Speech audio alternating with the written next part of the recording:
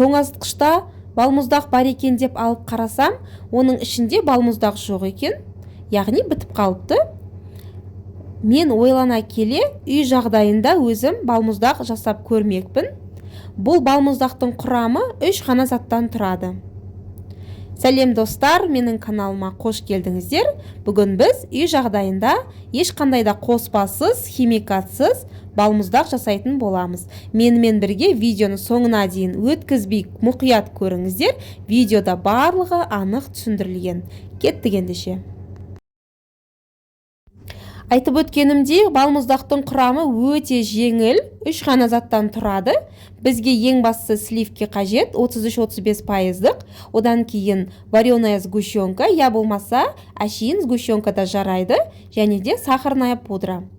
Ыдысымызға холодильниктен жаңа шыққан сливкемізді алып, оны құйып, миксермен шайқайтын боламыз. Миксер міндетті түрде болу қажет. Ең басында жай ғана жылдамдықпен бастап үлкейте береміз. Одан ары қарай сөйтіп ең қатты жылдамдықпен миксермен шайқайтын боламыз. Миксермен шайқай отырған кезде сливкеміз қоюлана бастайды. Видеода барлық анық көрсетілген. Қоюлана бастаған кезде біз сгущенкамызды құятын боламыз. Мен өзіме вареная сгущенка құйған ұнайды, өйткені ішінде вареная сгущенканың қалдықтары жүреді, маған сол ұнайды, және де түсі сәл қоңырқай болып шығады. Мінекей сливкеміз қоюланғаннан кейін вареная сгущенкамызды салып, тағы да миксерлеп аламыз. Байқап тұрғандарыңыздай, уже біздің балмұздағымыз қоюланып бастады. Енді біз дәміне қарай сахарная пудрамызды салатын боламыз. Құмшекермен алмастырмаңыздар, өйткені құмшекер толықта ерімей қалуы мүмкін, сол үшін сахарная пудра жарайды. Осылайынан сахарная пудрамызды салғаннан кейін дәміне қарай айтып өткенімдей саламыз. Қатты тәтті қылып жібермеңіздер, орташа болсын. Мінекей көріп тұрғандарыңыздай, біздің балмұздағымыз дайын, өте қою болып шықты осылайынан. Енді жаңағы бос біздің ыдысымызға, кез келген ыдыс жарай береді мұнда. Осындай кез келген ыдысымызға алып, ішіне балмұздағымызды салып шығамыз.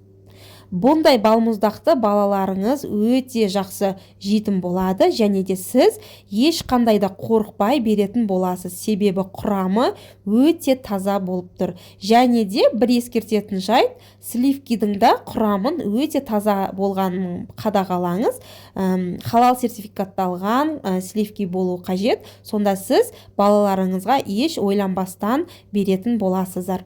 Мұнда сіздер бананды, құлпынайды салып жерсеңіздер де, малина салып жіберсеңіздер де өте дәмді болып шығады.